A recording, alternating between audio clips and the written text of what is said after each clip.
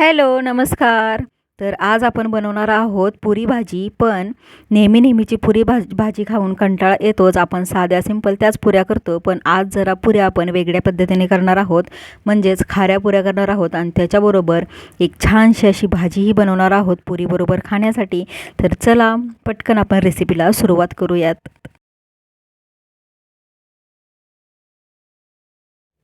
तर आता आपल्याला भाजी बनवून घ्यायची आहे. त्याच्यासाठी मी इकडे ओले मटार 1 वाटी आणि 3 बटाटे शिजवून घेतले आहेत.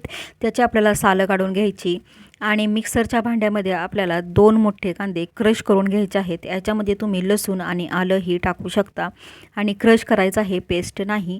तर 2 मोठ्या टोमॅटोंचीही पेस्ट करायची आहे. आणि आता कढईमध्ये मी तेल गरम करून 1 चमचा जिरं आणि अर्धा चमचा सोप टाकलेली आहे. हे छान फुललं की आपल्याला जो आपण कांदा क्रश करून घेतलेला होता तो आपल्याला सगळा तेलामध्ये घालून घ्यायचा आहे.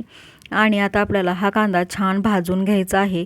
छान असा त्याला लालसर रंग यायला हवा. तर कांदा तुम्ही जेव्हा बारीक करता त्याच्यामध्येच तुम्ही आलं आणि लसूण घालून एकदम बारीक करू शकता. तर आता कांदा पण छान भाजलेला आहे. तर मी आता घरचं साठवणीचं जे तिखट असतं तर तेच मी घालून घेत आहे. तुमच्याकडे जर नसेल तर तुम्ही लाल मिरची पावडर तिखटवाली घातली तरी चालेल.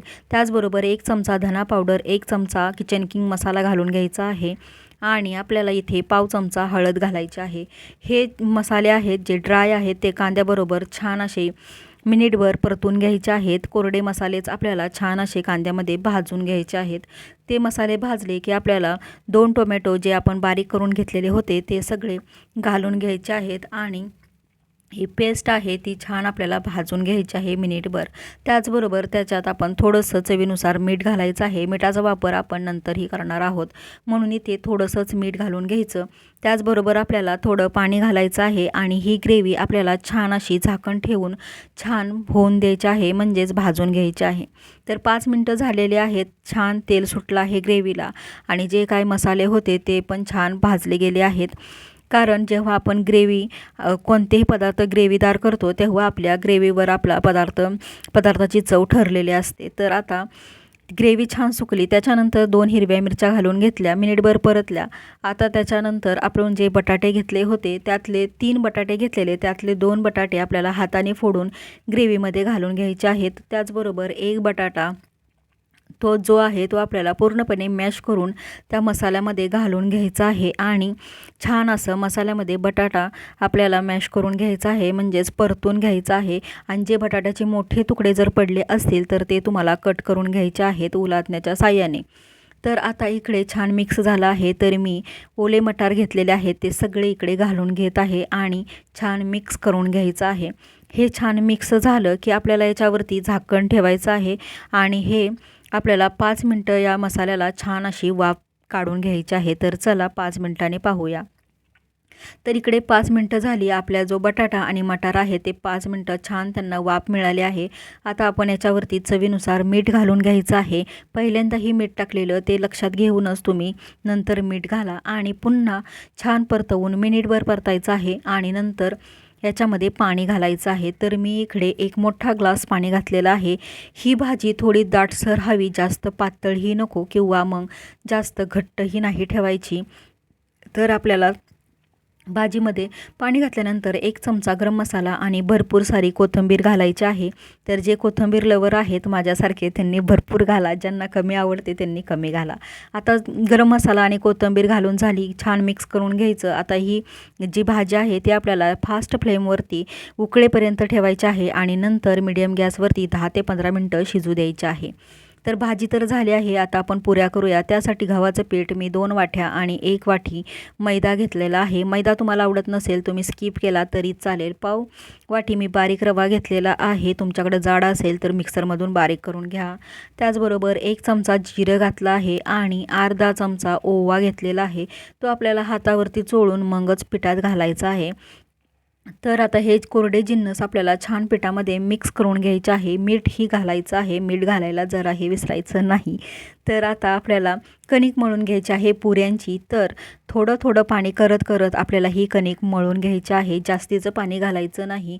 किंवा कसं असतं, आपण जेव्हा पुऱ्या करतो तेव्हा ती जी कणिक आहे ती नेहमी आपण चपात्या करतो त्या कणकेपेक्षा थोडीशी घट्ट अशी ठेवायची असते, थोडी कठीण ठेवायची असते.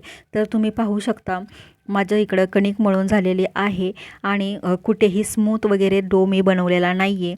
अबडधोबड असा डो आहे. त्याला थोडंसं तेल लावायचं आणि बस आता फक्त 5 मिनटं आपल्याला हे ठेवून घ्यायचं आहे. आणि तुमच्याकडे जर वेळ नसेल तर तुम्ही 5 मिनटं नाही ठेवलं तरीही चालेल. तर चला मग आता आपण पुऱ्याही करूया. त्या अगोदर मी तुम्हाला भाजी दाखवत आहे. तर आपली भाजी इकडे तयार झालेली आहे आणि तुम्ही भाजी पाहू शकता. खूप छान आणि एकदम टेस्टी भाजी झालेली आहे. तर चला आता भाजी तयार आहे, पुऱ्या करूया. तेल गरम करायला ठेवलं आहे. आता आपण पुऱ्या करणार आहोत. त्याच्यासाठी मी इकडे एक मोठा गोळाचा कणकेचा घेतला आहे आणि जसे आपण चपाती लाटतो बस त्याचप्रमाणे मी लाटून घेणार आहे.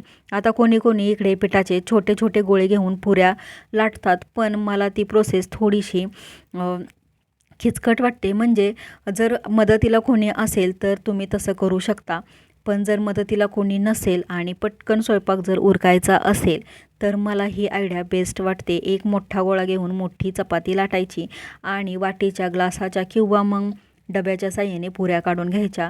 मला ही पद्धत सोपी वाटते. तुम्हाला कोणती पद्धत सोपी वाटते त्या पद्धतीने तुम्ही पुऱ्या करू शकता. बस पोळी आपल्याला चपाती जशी तुम्ही लाटता त्याचप्रमाणे लाटून घ्यायची आहे. जास्त जाड नको किंवा मग जास्त पातळही करायचं नाही. तर अशाच पुऱ्या मी थोड्याफार करून घेतलेल्या आहेत. तर चला आता आपण ह्या फ्रायही करून घेऊयात. त्याच्यासाठी मी तेल अगोदरच गॅसवरती ठेवलेलं होतं. आता ते गरम झालेलं आहे की नाही ते चेक केलं आहे. तर छान तेल गरम झाल्यानंतर पुऱ्या सोडल्या. आता पुऱ्यांवरती आपल्याला असं तेल थोडं थोडं घालून घ्यायचं आहे. त्याच्यामुळे आपल्या पुऱ्या ज्या आहेत त्या पटकन फुलतात. आणि पुऱ्या तळताना नेहमी लक्षात ठेवायचं, एका साईडनं भाजल्या की मगच पलटी करून दुसऱ्या साईडनं भाजून आपल्याला लगेच काढून घ्यायच्या आहेत. तर पुऱ्या तर आपल्या इकडे फ्राय होऊन आलेल्या आहेत, तुम्हाला दाखवते मी. तर ह्या आहेत आपल्या पुऱ्या. तर खूप छान अशा पुऱ्या होतात. आणि ह्या आपण खाऱ्या पुऱ्या केलेल्या आहेत. त्याच्यामध्ये जिरं ओवा टाकलेला आहे, त्याच्यामुळे पोटालाही बाधत नाही किंवा मग जास्त जरी खाल्ल्या तरी काही प्रॉब्लेम नाही. तर केव्हा तरी आपण जेव्हा नेहमी ज्या आपल्या नेहमीच्याच पुऱ्या आहेत त्या करतो, पण कधीतरी अशा पुऱ्या तुम्ही बनवून बघा आणि भाजीबरोबर या तर खूपच छान आणि टेस्टी लागतात. जेवढ्या पुऱ्या छान आहेत तेवढीच भाजी ही खूप टेस्टी बनलेली आहे. एकदा तुम्ही हा बेत नक्कीच करायला हवा. तर आता आपले गणपती बाप्पा येणार आहेत. तुम्ही गणपती बाप्पाला हा नैवेद्य दाखवू शकता. तर आणि असं नाही आहे की ही भाजी फक्त याच पुऱ्यांबरोबर खाल्ली जाते, तर आपल्या ज्या रोजच्या नेहमीच्या पुऱ्या असतात त्याच्याबरोबरही छान लागते. आणि जर तुम्ही आळूवडीचा व्हिडिओ पाहिलेला नसेल तर हा व्हिडिओ संपल्यानंतर लगेच तुम्ही आळूवडीचा व्हिडिओही पहा. खूप छान असा व्हिडिओ आहे, भरपूर टिप्स सहित आहे. पानं कशी घ्यायची, भरपूर लेयर्सवाली आळूवडी कशी बनवायची, या साऱ्या बारीक साऱ्या टिप्स सहित मी आळूवडीचा व्हिडिओ शेअर केलेला आहे. तर नक्की पाहावा आणि चॅनेलला सबस्क्राईब करा. बाय.